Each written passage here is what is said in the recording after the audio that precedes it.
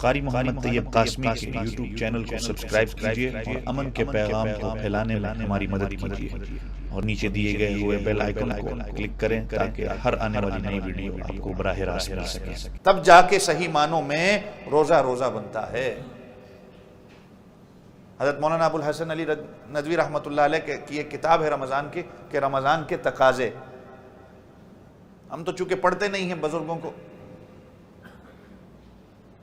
تو رمضان کے تقاضے میں انہوں نے ایک ٹاپک، ایک باب ہے کہ 2 روزے۔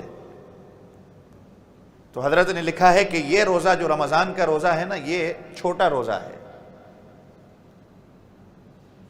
آپ سحری کرتے ہیں،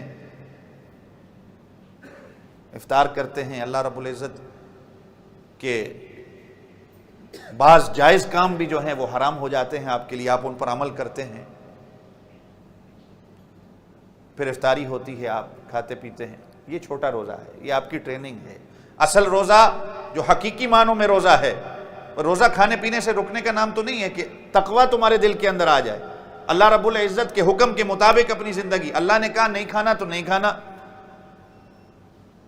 اور دوسرا روزہ کہا کہ جو حقیقی روزہ ہے وہ یہ ہے کہ انسان جب بالغ ہوتا ہے، جب اس کو شعور آتا ہے، تب سے لے کر مرنے کی حالت تک، وَاعْبُدْ رَبَّكَ حَتَّى يَأْتِيَكَ الْيَقِينُ، اور قرآن بھی اس کی گواہی دیتا ہے کہ اپنے رب کی عبادت کر جب تک کہ تجھ کو موت آ جائے۔ تو حقیقی روزہ کہا کہ وہ روزہ ہے کہ جب بندہ بالغ ہوتا ہے، اس کی موت تک وہ اللہ کے حکموں کے مطابق اپنی زندگی گزارتا ہے، وہ کام کرتا ہے جن کا کرنے کا اللہ نے کہا ہے، وہ ان کاموں سے بچتا ہے جن کا اللہ نے رکنے کا کہا ہے، وہ تقویٰ کو اختیار کرتا ہے۔ تو حقیقی معنوں میں اصل روزہ یہ ہے۔ اور فرمایا یہ رمضان کا یہ تو چھوٹا روزہ ہے، یہ تمہاری ٹریننگ ہے اس 1 مہینے کی۔ اگر تم اس 1 مہینے کی ٹریننگ میں، اس کورس میں پاس ہو جاتے ہو، پھر 1 مہینہ تمہاری یہ کورس جو ہے یہ تمہاری پوری زندگی کے لیے ہدایت کے راستے کر دیتا ہے، تمہارے ہدایت کے فیصلے کر دیتا ہے۔ اگر یہ 1 مہینہ بنا تو پوری زندگی بن سکتی ہے، یہ 1 مہینہ نہ بنا تو پوری زندگی نہیں بن سکتی۔ حضرت تھانوی رحمۃ اللہ علیہ کے چند ملفوظات ہیں جو میرے پاس نوٹ کیے گئے ہیں، میں آپ کو پڑھ کے سنا دیتا ہوں انشاءاللہ۔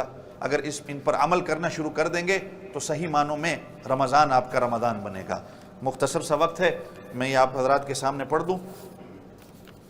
حضرت تھانوی رحمۃ اللہ علیہ لکھتے ہیں، تقریباً 12 پوائنٹ بتائے ہیں رمضان کے۔ نمبر 1، پورے ذوق و شوق سے روزے اور تراویح کا اہتمام کیا جائے، اور جتنی عبادات ہیں ان کا حکم ہمارے لیے اللہ کی طرف سے جو آیا ہے وہ فائدے کے لیے، میرے اور آپ کے فائدے کے لیے آیا ہے، تاکہ ہم بھی اللہ کی رحمت سے کچھ حصہ پا لیں۔ اگر یہ عبادتیں اللہ کی طرف سے مشروع نہ ہوتی تو پھر میں اور آپ رمضان کے مہینے کو غفلت کے ساتھ گزارتے۔ تو نمبر 1، پورے ذوق اور شوق کے ساتھ تراویح کا اہتمام کیا جائے۔ نمبر 2، مسجد میں تکبیر اولیٰ کے ساتھ مسجد میں تکبیر اولیٰ کے ساتھ نماز باجماعت کی پابندی کا عزم کیا جائے، کوئی نماز فوت نہ ہو اور نہ کوئی نماز چھوٹے پائے۔ گھروں میں افطاری کی وجہ سے مسجد کی جماعت سے محرومی ہو جاتی ہے۔ نمبر 3، کلمہ طیبہ کے ذکر، درود شریف اور جو میں نے کہا توبہ استغفار کی کثرت کی جائے، کوئی وقت ذکر سے خالی نہ رہے۔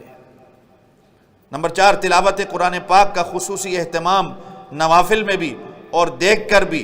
قیام نماز میں تلاوت سے 1 لفظ پر 100 نیکی، اور نماز میں بیٹھ کر پڑھنے سے ہر حرف پر 50 نیکیوں کا ثواب ملتا ہے۔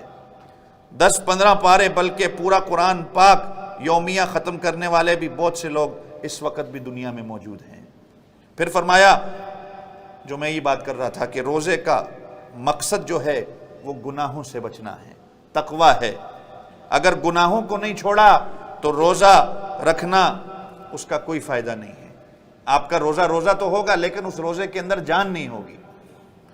چنانچہ حدیث پاک بھی ہے نبی پاک صلی اللہ علیہ وسلم کی، جو شخص جھوٹ کو نہ چھوڑے اور گناہوں کو نہ چھوڑے تو ہمیں اس کے کھانے پینے کے رکنے کی کوئی حاجت نہیں ہے۔ گویا بس وہ اس نے کھانے پینے کو چھوڑا ہے، باقی اس کے روزے کا کوئی فائدہ نہیں ہے۔ پھر حضرت فرماتے ہیں نظر کو گناہ سے بچانا ہے، زبان کی حفاظت کرنی ہے، ہاتھ پاؤں حتیٰ کہ دل و دماغ کے گناہوں سے بھی روزے کو پاک اور محفوظ رکھنا ہے۔ جیسے کھانے پینے سے روزہ رکھ چھوڑا ہے کہ نہ کھائیں گے نہ پئیں گے، اسی طرح گناہوں سے بھی روزہ رکھا جائے۔ جیسے میں حضرت کی بات کر رہا تھا، حضرت مولانا ابو الحسن علی ندوی رحمۃ اللہ علیہ کی، کہ روزہ رکھ لیا ہے گناہ نہیں کریں گے، کھانا پینا افطاری کے بعد حلال ہو جاتا ہے لیکن گناہ افطاری کے بعد بھی حلال نہیں۔